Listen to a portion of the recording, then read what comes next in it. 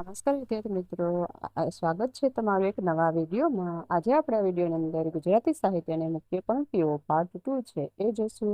તો વિડીયોની શરૂઆત છે એક સુવિચારથી કરીશું।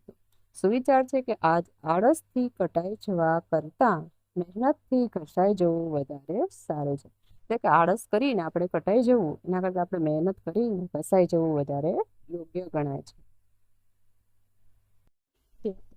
રમતું નગર મળે ના મળે, ફરી આ દ્રશ્ય સ્મૃતિ પટ ઉપર મળે ના મળે।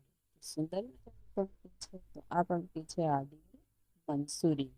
નદીમાં રમતું નગર મળે ના મળે, ફરી આ દ્રશ્ય સ્મૃતિ પટ ઉપર મળે ના મળે। આદિ મંસૂરી છે કઈ પંક્તિ। એના પછી નેક્સ્ટ જોઈએ, પોલું છે તે બોલ્યું તેમાં કરી તે સી કારીગરી, કારીગરી સામેલું બજાવે તો હું જાણું કે તું શાણો। તો આ કાવ્ય પંક્તિ છે।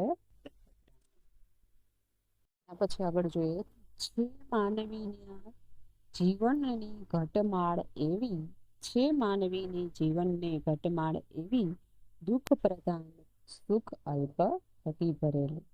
આ સુંદર મજાની પંક્તિ છે નરસિંહ રાવ। એના પછી જોઈએ તો નાના સુંદરતા મળે, સૌંદર્ય વેડફી દેતા નાના સુંદરતા મળે, સૌંદર્ય પામતા પહેલા સૌંદર્ય બનવું પડે। આ સુંદર મજાની પંક્તિ છે કલાપીની છે। પંખી ઉપર પથ્થરો ફેંકતા ફેંકી દીધો, તે પંખીની ઉપર પથ્થરો ફેંકતા ફેંકી દીધો, છૂટી પડી ફાળ હૈયા માહિતો। આ પંક્તિ છે કલાપીની છે। નિશાન ચૂક માફ નહીં, માફ નીચું નિશાન, નિશાન ચૂક માફ નહીં, માફ નીચું નિશાન। તો આ કાવ્ય પંક્તિ છે, આ પંક્તિ છે બળવંતરાય ઠાકોરની। સૌંદર્ય શોભે છે શીલથી ને યૌવન શોભે છે સંયમ વડે। સૌંદર્ય શોભે છે શીલથી, યૌવન શોભે છે સંયમ વડે। આ પંક્તિ છે એ છે કવિ નન્નાલાલની। મારે મન ઈશ્વર એ સત્ય છે અને સત્ય એ ઈશ્વર છે। તો આ સરસ મજાની પંક્તિ છે ગાંધીજીની છે।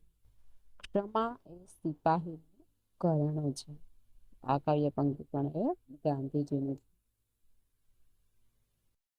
આગળ જોઈએ, જગની સહુ કડીઓમાં સ્નેહની સર્વથી વળી। આ કાવ્ય આ પંક્તિ છે મળતા મળી ગઈ મોંઘેરી ગુજરાત, ગુજરાત મોરે મોરી રે। આ કાવ્ય પંક્તિ છે એ છે ઉમાશંકર જોશી। એના પછી સરસ મજાની એક કાવ્ય પંક્તિ છે કે મને એ જોઈ, મને એ જ સમજાતું નથી કે આવું શાને થાય છે, મને એ જ સમજાતું નથી કે આવું શાને થાય છે, ફૂલડા ડૂબી જતા પથ્થર કરી જાય છે। મને એ જ નથી સમજાતું કે આવું શાને થાય છે, ફૂલડા ડૂબી જતા અને પથ્થર કરી જાય છે। તો સુંદર મજા છે કરશનદાસ માણેકની। ભમો ભરત ખંડમાં સફળ ભૌમ ખુંદી વળી, ભમો ભરત ખંડમાં સફળ ભૌમ ખુંદી વળી, કરાતલ આ પંક્તિ છે જે ચંદ્રવદન મહેતા। માર્ગ મળ્યા તો ઓળખાણ કરી લે, માર્ગ મળ્યા તો ઓળખાણ કરી લઈએ, થોડી ઘણી લાગણીની નાણ કરી લઈએ। આ કાવ્ય આ પંક્તિ છે એ છે હરીન્દ્ર। એના પછી આગળ જોઈએ તો સાયકલો તો ઘણી બદલાય છે પણ બાનો એ ચહેરો નથી બદલાયો। તો આ પંક્તિ છે કિશનસિંહ ચાવડા। મારી આંખે કંકુના સૂરજ આથમ્યા, મારી આંખે કંકુના સૂરજ આથમ્યા। તો આ પંક્તિ પટેલ છે। શોધતો હતો ફૂલને શોધતો હતો ફૂલને ને ફોરમ શોધતી હતી મને. શોધતો હતો ફૂલને ને ફોરમ શોધતી હતી મને. તો આ પંક્તિ છે ચંદ્રકાંત શેઠની છે. શુકુરનું પૂમડું તમે અત્તર રંગેલા રસદાર. અમીરે શુકુરનું પૂમડું તમે અત્તર રંગેલા રસદાર. તો આ કાવ્ય પંક્તિ છે કેટલી વાર એક્ઝામની અંદર પૂછાઈ ગયેલી છે. તો આ કાવ્ય પંક્તિ છે મકરંદ દવેની છે. આગળ જોઈએ, મોટાઓની અલ્પતા જોઈ થાક્યો. મોટાઓની અલ્પતા જોઈ થાક્યો. નાનાની મોટાઈ જોઈ જીવું છું. નાનાની મોટાઈ જોઈ જીવું છું. તો આ કાવ્ય પંક્તિ છે ઉમાશંકર જોશી. એના પછી આગળ જોઈએ તો જ્યારે પ્રણય જગમાં તો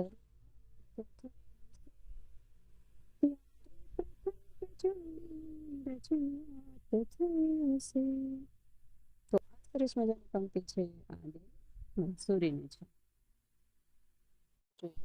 તો સરવાળો સત્કર્મનો ગુણનો ગુણાકાર, બાદ બાકી બુરાઈને ભ્રમનો ભાગાકાર. તો સુંદર મજાની પંક્તિ છે જયંત પાઠકની.